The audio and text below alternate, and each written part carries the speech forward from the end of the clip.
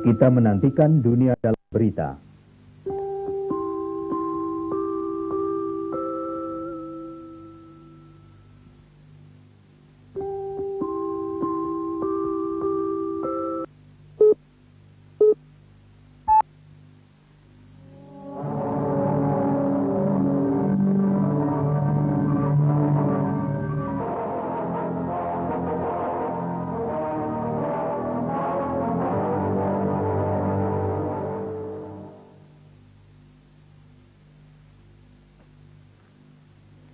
Selamat malam.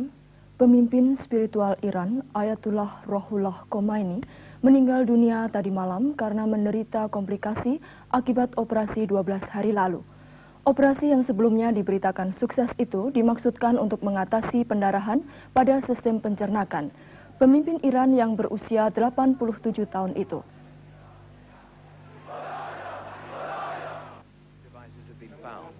Kedutaan Besar Uni Soviet di London menuduh Dinas Rahasia Inggris menanam alat penyadap suara di gedung perdagangan Soviet di London dan di tempat tinggal diplomat Soviet.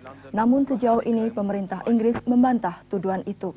Setelah berita olahraga, dunia dalam berita kami akhiri dengan sebuah berita dari tanah air tentang kue coklat.